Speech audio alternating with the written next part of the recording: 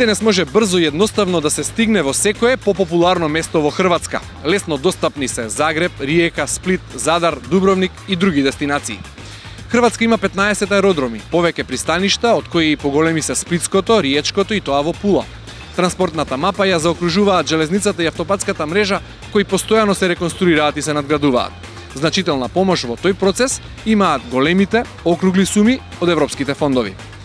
Во периодот 2014-2020 на Хрватски се ставени на располагање 1,3 милијарди евра европски пари за транспортната инфраструктура.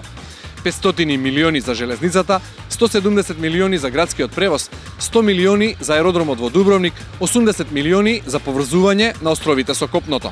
Во 2010-та најпрометна делница е автопатот Загреб-Сплит со околу 15.000 возила дневно. Во овој ЕУ Карван ви го представуваме аеродромот во Загреб. Останете со нас.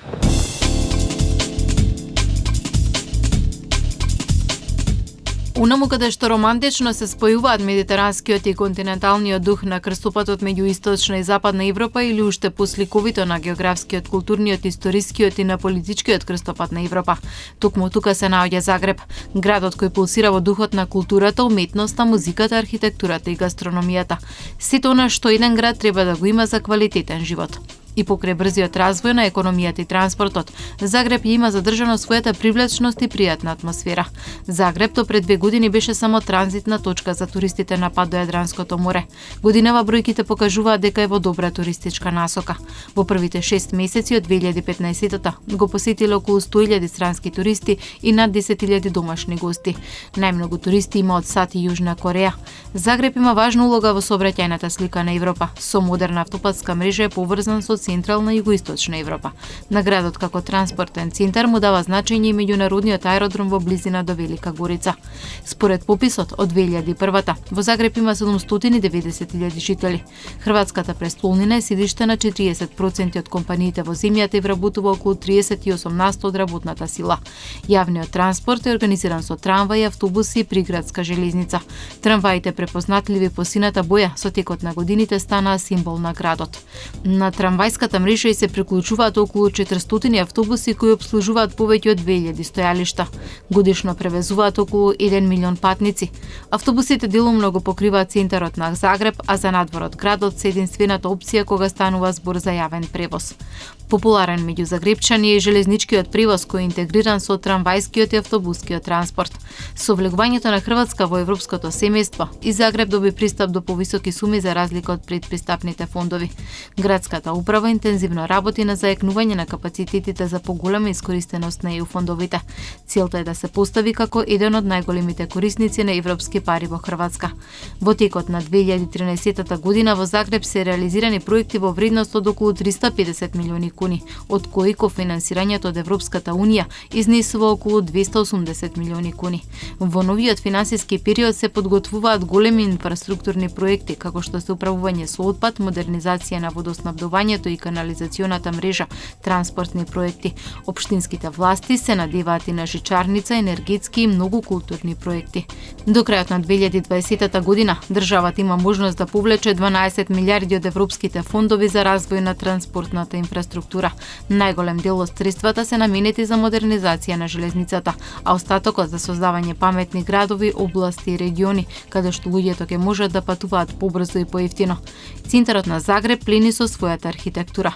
За храната не грижете се, хрватите се гурмани. Во Загреб ќе ги најдете и традиционалните хрватски јадења и надалеку познатата пршута. Мундинските ресторани се приказна за себе. Следува разговор со господинот Желимир Крамарич, подпредседател на Хрватската стопанска комора. Господин Крамарич, добрата инфраструктура е предуслов за силен економски развој. Како би ја опишали инфраструктурната слика во Хрватска? Pa prije svega pozdrav vama i vašim gledateljima. Što se tiče infrastrukture u Hrvatskoj, mi moramo priznati da je Hrvatska napravila jedan veliki iskorak u razvoju svoje infrastrukture, kako u prošlim razdobljima, tako i novom razdoblju, posebice cestovne infrastrukture, lučke infrastrukture i infrastrukture svojih zračnih luka, znači povezanost i putem mora i putem zraka i putem ceste, odnosno cestovne povezanosti. Jako bitna. Ključ ukupnog razvoja gospodarstva je prometna infrastruktura. Ostalo je još naravno dosta posla za napraviti i u tom području, a posebice u području lučke infrastrukture, pozicionirati Hrvatsku onako kako bi ona trebala biti pozicionirana. Jadransko more je more koje ima jednu stratešku značaj za cijelu Europu i de facto preko luke Rijeka posebno, ali i luke Ploče može se ostvariti najbrži put prema srednjoj Europi za sve one koji su zainteresirani sa tržišta Azije i nekih drugih tržišta. S druge strane, što se tiče zračne infrastrukture, imamo sreću da su u tijeku 2-3 vrlo značajna projekta, mada ima još nekoliko drugih projekata. Kada govorimo o zračnoj infrastrukturi, govorimo o zračnoj luci Zagreb. Projekt je u suradnji sa strateškim partnerom, francuskim Bouygueom, jako kvalitetno krenuo i radi se zračna luka čiji kapacitet će biti negdje oko 5 milijuna putnika godišnje. U konačnici i time će zračna luka Zagreb i Hrvatska biti izuzetno bitni na svjetskoj samoj karti. Taj projekt ide jako dobro i očekujemo 2017. godine da će ta zračna luka biti, odnosno novi terminal zračne luke biti otvoren. Taj projekt je dugo čekao svjetlo dana i on se jako dobro razvija. Uključeni su i domaći kooperanti i to je jako dobro. Drugi značajan projekt, posebno značajan za regiju Dubrovnika i Dubrovačko-neretvansku županiju, koja je, kao što znate, odvojena od matice zemlje teritorijem Bosne i Hercegovine. Zračna luka Dubrovnik uspjeli smo dobiti za taj projekt, Hrvatska je uspjela dobiti projekt iz strukturnih fondova, financiranje strukturnih fondova i iz Europske investicijske banke, značajna sredstva, budući da se na taj način olakšava pristup Dubrovniku koji je doista daleko od Hrvatske i još ga nismo uspjeli povezati autoputem. Priprema se infrastrukturni projekt, također cestovni jako bitan, Pelješkog mosta. On je tu negdje pred dogovorom sa Europskom komisijom i nadamo se da ćemo u razdoblju koje dolazi moći iz kohezijskih fondova riješiti to pitanje. Dakle, to su ključni projekti. Osim te povezanosti, jako bi bila bitna povezanost željeznicom. Hrvatska će naravno učiniti sve da svoje koridore koji su od nacionalnog interesa, a koji su na ključnim europskim koridorima, pokuša isfinancirati iz strukturnih fondova Europske unije i drugih fondova, koji će omogućiti povezanost bolji i u cijeloj ovoj regiji, ali i povezanost Hrvatske sa drugim dijelovima Europe. Tu prije svega mislimo na koridor od luke Rijeka prema Mađarskoj i gore. Također ćemo se zauzimati za razvoj koridora cestovnog Jadransko-jonske koji će ići prema vašoj Makedoniji, preko Crne Gore, Albanije i tog dijela, koji će moći otvarati i koji će Hrvatskoj dati značajan poticaj također zbog toga što je u priobalnom dijelu i vezano za turizam, ali i pomorstvo i sve druge industrije koje su vezane za taj dio. Bitni su nam koridori i 5 i 5C koji bi povezivali i kroz Bosnu i Hercegovinu našu luku Ploče. Tako da u principu ima dosta posla pred nama, ali i u prošlosti je napravljen značajan posao, posebno u cestovnoj. Danas kad se vozite kroz Hrvatsku, vozite se modernim autocestama.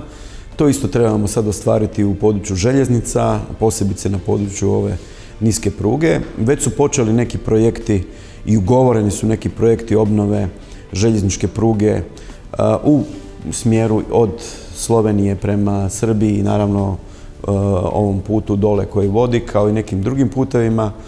Također ova infrastruktura mostova koja povezuje Hrvatsku sa Bosnom i Hercegovinom i sa Mađarskom, također postoji mogućnost o razmatranju i drugih projekata. To su sve bitni preduvjeti za lakše poslovanje i mislimo da u principu upravo činjenica da je Hrvatska ušla u Europsku uniju može značajno ubrzati donošenje. Spomenuo sam malo prije i berlinski proces. Hrvatska gospodarska komora, kao što sam rekao, je zajedno sa svim komorama takozvanog Zapadnog Balkana, kao komora zemlje članice Europske unije, članica Komorskog investicijskog foruma i mi ćemo se kao komore koje surađuju na tom pitanju zalagati da naše članice, posebice iz sektora energetike, sektora prometa i svih tih graditeljstva da sudjeluju u realizaciji tih projekata, jer mislimo da i naše građevinske operative imaju sposobnost, ne samo Hrvatske, nego iz cijelog ovog područja imaju sposobnost sudjelovati u tim projektima.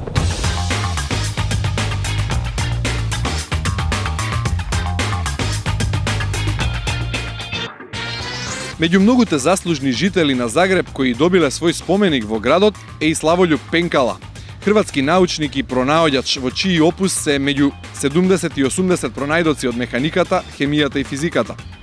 Во 1903-та го патентира термофорот, а првото механичко пенкало и првото налив перо ги патентира во 1906-та и во 1907 година.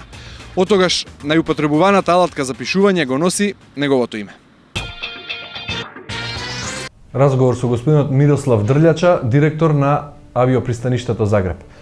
Господине Дрљача, како би ја оцениле моменталната состојба во авиобизнисот во Хрватска? Što se tiče razvoja zračnog prometa u Hrvatskoj i pogotovo sadašnje situacije, možemo biti zadovoljni s obzirom da se bilježi rast zračnog prometa na gotovo svim zračnim lukama u Hrvatskoj, a znate da u Hrvatskoj ima 7 međunarodnih zračnih luka. To se prije svega može opravdati činjenicom da je Hrvatska izašla nakon više godina iz ekonomske recesije s jedne strane i s druge strane da Hrvatska zapravo postala na neki način svjetski turistički hit, osobito neke destinacije u Hrvatskoj kao što su Split, Zagreb, Dubrovnik je to bio i ranije i neke regije u Hrvatskoj kao što su Istra, Dalmacija i tome slično.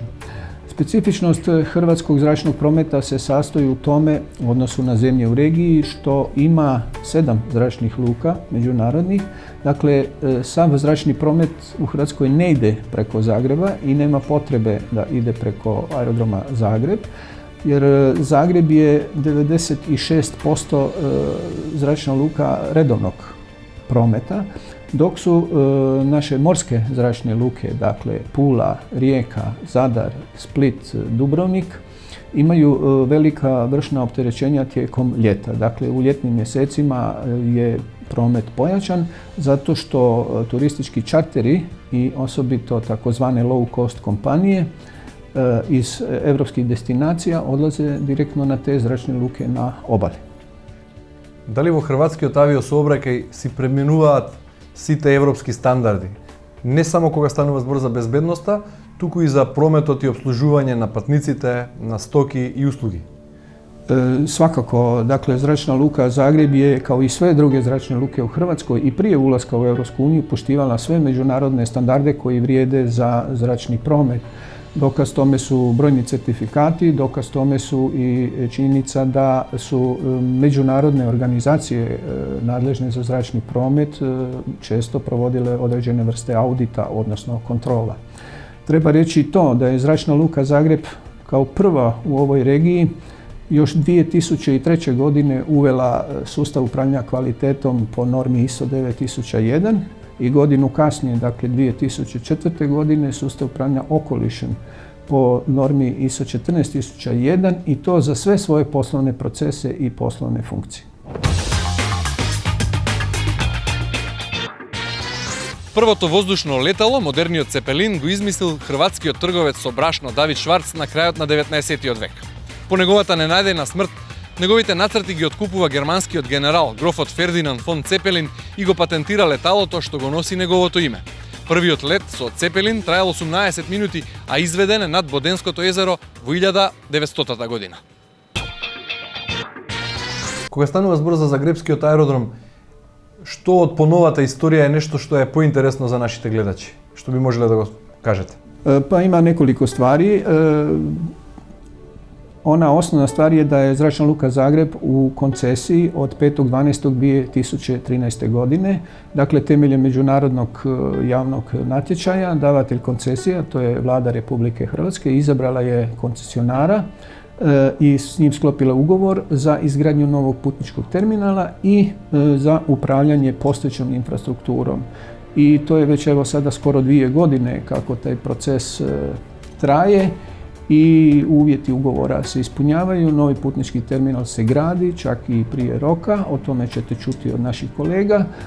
i to je jedna od temeljnih strateških odrednica koja se na taj način ispunjava u smislu razvoja Zračne luke Zagreb dugoročno, a to je razvoj infrastrukture. Postoje, po mom mišljenju, još dvije strateške odrednice na kojima treba temeljiti razvoj. Dakle, pored razvoja infrastrukture, to je razvoj tehnologije, dakle to su ljudi, procedure i tako dalje. I tu Zračna luka Zagreb prati evropske i svjetske trendove, jer je dio tog velikog sustava i tog velikog biznisa. I treća pretpostavka, odnosno strateška odrednica, je razvoj mreže linija. Dakle, naša vizija je bila i kad smo uvodili sustav upravljanja kvalitetom, povezivanje Zračne luke Zagreb direktnim letovima sa Sjevernom Amerikom i sa Dalekim istokom. I tada vi postajete onda interesantni zemljama i potencijalnim putnicima u regiji da koriste Zagreb kao regionalno čvorište i polazište za te destinacije, a ne neke velike etablirane zračne luke koji su u našem okruženju, kao što su Beč, Milano, Budimpešta i tome slično. Zagrebskиот аеродром има потенцијали. Како го гледате по 10 години од сега, например? Pa u sljedećih 10 godina vidim Zračnu luku Zagreb kao jednu modernu zračnu luku koja će, dakle, ispuniti sve ove tri pretpostavke koje sam rekao. Razvoj tehnologije na razini Europe i svijeta, dakle govorimo o procedurama, poslovnim procesima, kompetentnosti ljudi. Razvit će mrežu linija na način kako sam rekao, dakle nadamo se da će biti povezana redovnim linijama Amerika, sjeverna, dakle mislim na Sjedinjene Američke Države i Kanadu prije svega, i Daleki istok, destinacije u Kini i možda u još nekoj zemlji Dalekog istoka. I imat ćemo modernu infrastrukturu, jedan od najljepših arhitektonskih putničkih terminala u Europi.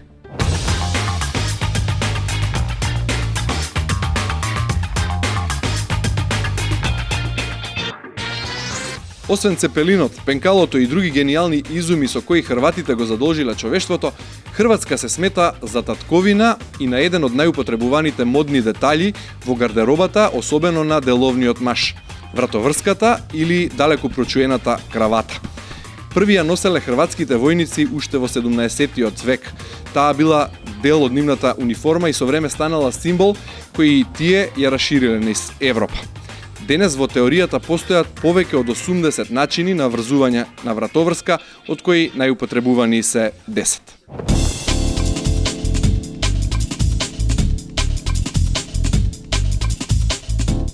Туристичката индустрија во Хрватска има позитивно влијание врз развојот на транспортната инфраструктура.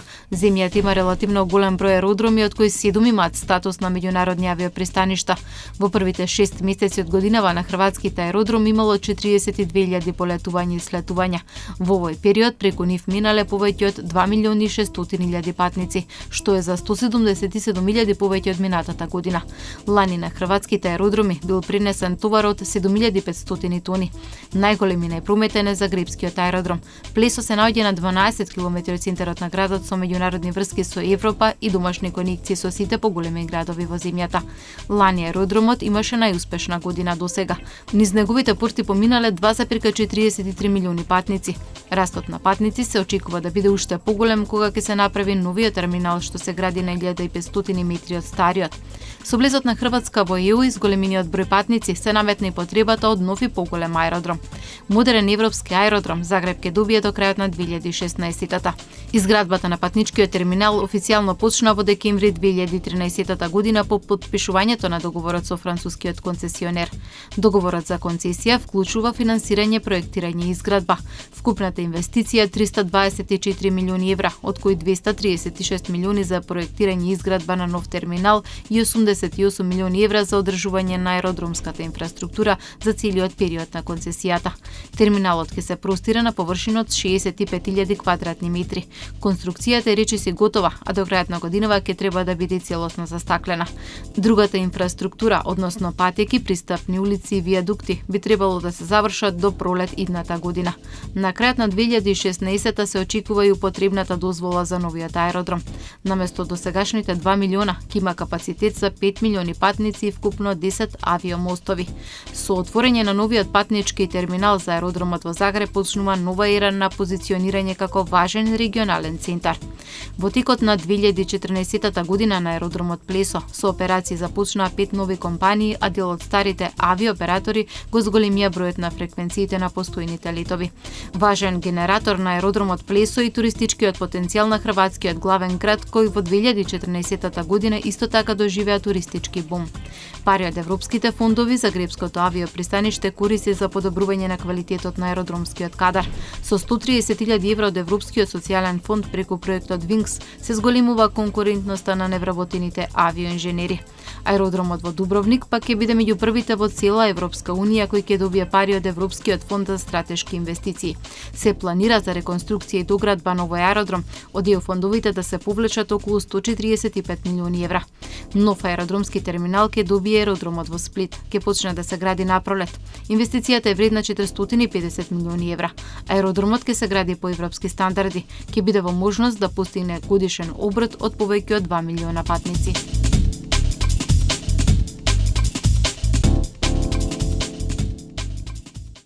Во состав на Загребскиот аеродром функционира Академија за обука на аеродромскиот персонал, а во 2013-та е стартуван и проектот Wings, чија цел е обука на невработените инженери и останатиот аеродромски персонал. Деталите за проектот ќе ги слушнеме од одговорниот Игор Штимац. Разговор со господинот Игор Штимац, експерт за аеродромска технологија и безбедност. Господин Штимац, во состав на Загребскиот аеродром функционира и Академија. Вие сте представник и носител на проектот Wings.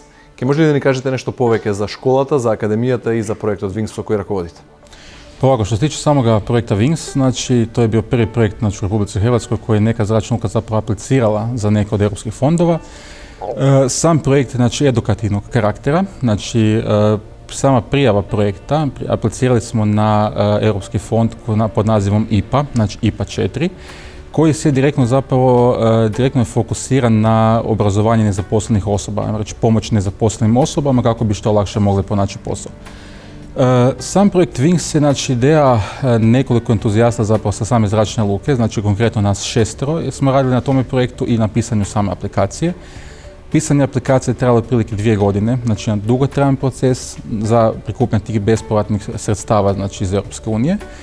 I sam cilj zapravo projekta, znači zapravo čemu taj projekt, jednostavno primijetili smo da nakon 2007. godine kada smo otprilike imali oko 40-ak nezaposlenih osoba zračnog prometa na burzi rada, nakon znači dolaska recesije jednostavno taj broj skoči na 80, sljedeće godine na 90, počeo rapidan rast nezaposlenih osoba i nakon određenog razmišljanja, znači kolega i mene, došli smo do zaključka da jednostavno moramo nekako presjeći taj negativan trend i da moramo pomoći tim ljudima koji su znači, ipak na neki način fokusirani na sam zračni promet, konkretnije na aerodrom.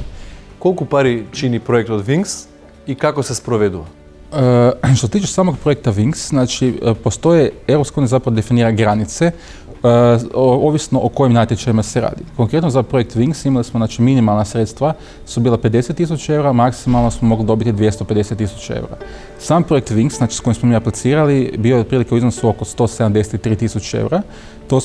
To je iznos koji smo smatrali da bi bio dovoljan da, znači, ajmo reći, realiziramo projekt u onim oblicima, znači, kojima smo zamislili. Како проектот влијаеше на намалување на невработеноста на сообраќајните инженери, на воздухопловните инженери? Pa ovako, što se tiče samoga projekta Wings, ono što je znači, prvo bitno istaknuti to je da samo školovanje znači, je podijeljeno na 2 dijela. Tijekom cijelog obrazovanja zapravo, na fakultetu uvijek smo učili da su tu bili 90% otprilike znanstvenici i doktori znanosti koji su neki način uvijek nam predavali teoriju i otprilike negdje 10% bila praktični dio gdje je stalno čovjek mogao, znači neki student gdje je mogao dobiti određena iskustva iz prakse.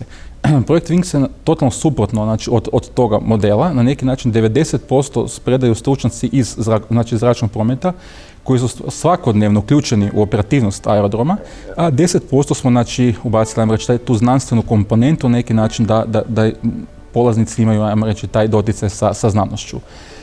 Sam projekt, zapravo sama edukacija, traje 40 dana, znači svaki polaznik je bio u ovoj učionici 40 dana i to je bilo podijeljeno na 2 dijela. Prvi dio, znači imali smo 20 dana, to je bila teorija, gdje su znači opet ljudi iz struke predavali kako stvarno na aerodromu se stvari odvijaju, znači koji su to procesi na samoj zračnoj luci. To je bilo odrađeno preko 5 predmeta. Prvi je bio vezan za infrastrukturu same zračne luke, znači kompletno od terminala, znači putničkog terminala, uzazno-sletne staze za poljetanje, voznih staza, pozicije za parkiranje aviona, cijela tehnologija u tom segmentu.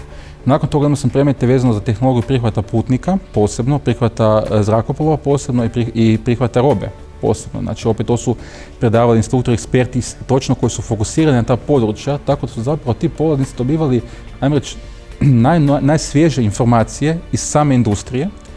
Tu su još bila 2 predmeta koja su vezana za sigurnost i zaštitu, kako bi taj dio pokrili, imali smo dio koji je vezan za ekologiju, znači za zračne prijevoznike. Tako da, ajmo reći, u tih 20 dana polaznici su dobili široki spektar znanja, ali oni koji su primjenjivi iz industrije. Znači, sve to, ajmo reći, dobro kad čovjek priča o nekoj teoriji, ali ovo je nešto što smo isključivo fokusirali na industriju. To se događalo u prvih 20 dana.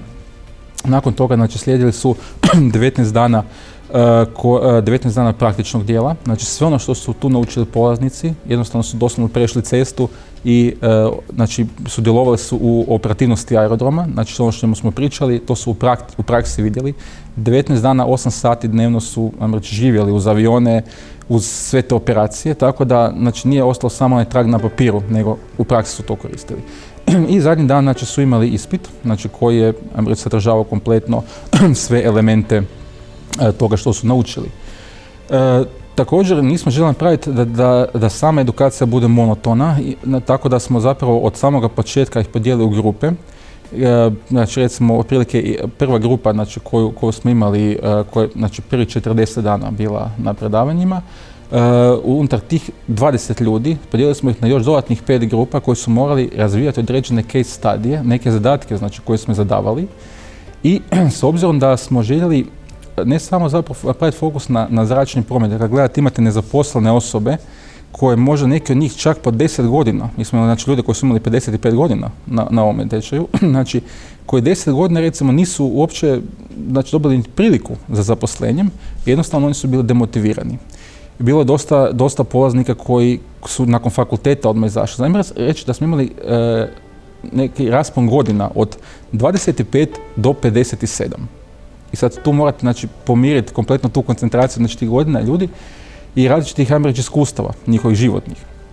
I iz toga razloga smo namjerno uveli i soft skills trening, koji je zapravo bilo prva 3 dana i koji sam na neki način želio pokazati zapravo samo promociju, kako pisati životopise, kako se prezentirati na natječajima, na koji način, recimo, komunicirati sa ljudima, kako biti timski igrač, jer ovo je, znači, najmo reći, timski posao u smislu, znači, samo operativnosti aerodroma.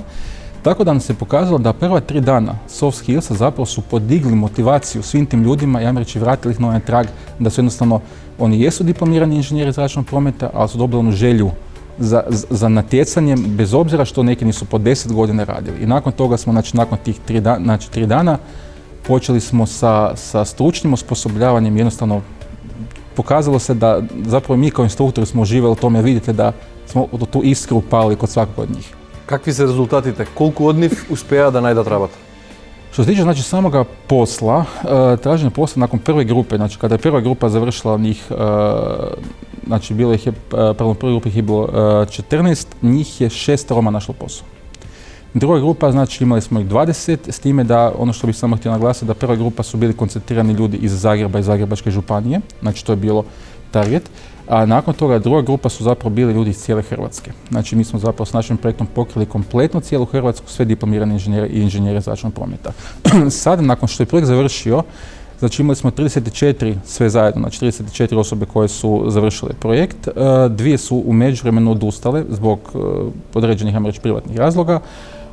Ali od ostalih, recimo, da ima nekih 13 ljudi koji su zaposleni i to u kompanijama tipa Etihad, znači u zrakoplovnoj kompaniji, imamo 2 koje rade European Coastal Aviationu, imali smo sad 4 koji su u Croatia Airlines, 2 su na zračnim lukama, tako da na neki način dali smo znači, tu mogućnost, ajmo reći, i ljudi su prepoznali sa drugih zračnih luka i kompanije prepoznali su, pa možemo reći, ekspertnosti i tih polaznika. Можете ли уште едно прашање да ни кажете нешто повеќе за академијата која е во состав на Загребскиот аеродром? На кој начин функционира, колку сообраќајни, односно авиоинженери обучувате годишно и нешто повеќе за тоа? Pa ovako, što se tiče znači, same akademije, ono što je bitno naglasiti to je da svaki projekt koji se god financira iz Europske unije zahtijeva svoju održivost. To je uvjet koji vam Europska unija propisuje. Znači vi kada zapravo dobijete određena sredstva znači Europske unije, kao recimo što je bio projekt Wings, Europska unija od vas očekujete da vi nastavite znači razvoj razvoj toga projekta, zapravo da to što ste vi napravili bude temelj za neki daljnji razvoj, što u našem slučaju znači, je bila akademija. Znači Wings i ova učionica u kojoj je opremio otprilike nekako 30.000 eura opreme informatičke, znači i samoga namještaja, je početak zapravo bio i temelj za stvaranje Zagreb Airport Aviation Academy. Sama inače akademija trenutno ima 53 predmeta, znači koja se mogu individualno polagati. Imamo miks predmeta u smislu da znači, predmeti se mogu predavati znači, u samoj učionici sa instruktorima i to imamo u rasponu od 2 dana do 5 dana, sve ovisi zapravo o kojem se predmetu radi. Nakon toga imamo distance learning, znači mogućnost korištenja online usluge, znači da se svaki korisnik zapravo iz bilo kojeg dijela svijeta može povezati na sustav i jednostavno sa radnog mjesta znači, odraditi školovanje. I imamo zapravo treću mogućnost, to je da ukoliko se pokaže potreba da neka zračna luka, zapravo zračni prijevoznik, ima određeni broj ljudi, recimo možemo govoriti o nekih iznad 7-8 znači, interesenata, da u tom slučaju instruktori odlaze direktno kod korisnika, da bi se zapravo njemu na neki način smanjili troškovi i na taj način zapravo se održava predavanja u njegovim prostorima. Bitno je naglasiti da smo prije svega nekoliko mjeseci zapravo aktivno počeli s akademijom, da smo postali IATA regionalni centar. Što to znači zapravo? To znači da IATA koja je jedan od glavnih svjetskih ajmo reći, distributera za edukaciju sa strane zrakoplovstva, jednostavno prepoznala je Zračnu luku Zagreb znači, i same prostore za koje smo morali samo dokumentirati i poslati i na neki način zapravo svaki instruktor je verificiran u svom području da postane instruktor od IATA. Dobili smo licencu znači, da budemo IATA Authorized Training Center znači, u ovom dijelu Europe. I isto tako zapravo, ajmo reći da logični slijed je bio da apliciramo i da postanemo ispitni centar, znači tako da smo dobili i licencu da postanemo zapravo ispitni centar, IATA-in ispitni centar. Безбедноста во летањето е најважниот сегмент кога станува збор за авиосообраќајот. На Загребскиот аеродром за безбедноста, освен сите вработени, се грижат и група животни. 3 соколи, нора, изи и ици и 2 кучиња се дресирани да ги бркаат останатите животни кои живеат во околината на аеродромот, подалеку од пистата. Чуварите многу посветено си ја вршат работата и не дозволуваат ниту пиле да прелета преку пистата, ниту пак на неа да залута некој глушец, зајак или лисица. Разговор со господја Лидија Цапковиќ-Мартинек, портпарол на Загребскиот аеродром. Господја Мартинек, Загребскиот аеродром има потенцијал, но има ли и реални шанси во наредните години да стане позначаен регионален авиоцентар?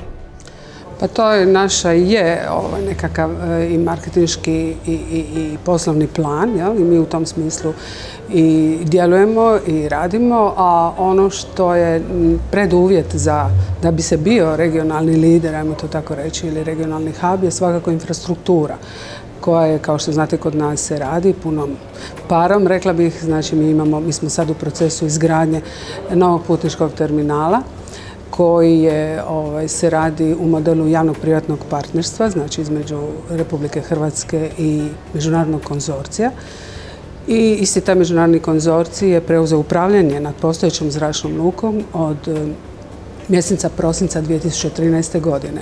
Što se tiče izgradnje samog terminala, mi smo sad u fazi praktički dovršetka same zgrade terminala. Znači, krajem ove godine bi trebalo biti završeni radovi na krovištu, koje je vrlo zahtjevno i specifično. Vi ćete prikazati vašim gledateljima kako to izgleda. Ja? i isto tako fasade. A sami građevinski radovi i radovi okolo, znači parkiralište, pristupnih cesti i tako dalje, trebali biti gotovi do kraja 2016. godine, a preseljenje kompletnog prometa i puštanje u promet novog putničkog terminala prvi kvartal 2017. godine. To što kažem, mislim da je takva vrsta infrastrukture definitivno preduvjet da bi se bio dobro pozicioniran na bilo kojem području. Ja. Колку авиокомпании оперираат и на колку дестинации се лета од и до Загреб? Pa ima neke male razlike u odnosu na ljetni red letenja i zimski red letenja, ali trenutno oko 25 zrakoplovnih kompanija leti u Zračnoj luci Zagreb, što u redovitom prometu, što nešto malo u čarteru, i to negdje na 30 destinacija diljem Evrope. Ja. Дали правите анкета на патниците? Сте ги прашали или колку се тие задоволни од услугите што ги пружа Загребскиот аеродром? Da, mi redovito, to je dio naših aktivnosti koji spadaju u komercijalne aktivnosti, takozvane istraživanje zadovoljstva putnika i zadovoljni smo mi. To su nam neki pokazatelji prema kojima vidimo u kojem segmentu trebamo nešto promijeniti, u kojem segmentu je možda treba nešto dodati, nešto oduzeti i tako dalje. To su neki naše komercijalne marketinške aktivnosti, odnosno marketinške aktivnosti. Што велат анкетите? Што велат анкетите? Што велат патниците кога ги прашувате за нивниот впечаток од услугите? Pa ovisno od pitanja do pitanja, ali to su nama neki alati koji nama služe da bi mi mogli što kvalitetnije definirati našu uslugu u svim segmentima. Ja. Pa čujte. Слушнавме што господја Мартинек вели, дека редовно се прашуваат патниците за квалитетот на услугите што ги пружаат преку анкети, а што вели нашата анкета? Да ја слушнеме анкетата на Еукарванот. Дали го користите јавниот транспорт од аеродромот до градот и обратно? Ne koristim. Imam službeno vozilo i koristim službeno vozilo. Ne, mi smo dođemo sa taksijem, ali nisam siguran da postoji nekakav autobus ili nešto. Mislim da ne. Trebalo bi biti vjerojatno bolje povezano, da. Pa da, znam i koristim. Ima autobus, shuttle servis i taksi. Koristim se jedno i drugo. Ima. Sve organizirano, super ima sa autobusima do željezničkog kolodvora. Ima organizirano sve. Da, ja sam došla sad sa Uber taksijem, to je bilo super jednostavno i sada sam uzela jedan privatan taksi da se vratim opet na aerodrom i fantastično je sve prošlo.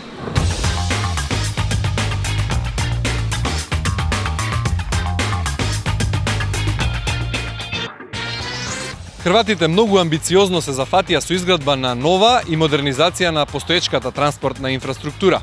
Во овој Еукарван слушнавте какви се плановите до 2020-та. По 5 години, со помош на парите од европските фондови, Хрватска ќе има уште неколку стотици километри автопатишта, модерен градски превоз во големите градови и брза железница. Многу порано, веќе во првиот квартал од 2017-та во Загреб ќе блесне новиот терминал на аеродромот Плесо и ќе се брка рекордот од 5 милиони патници годишно. Довидување на следната станица.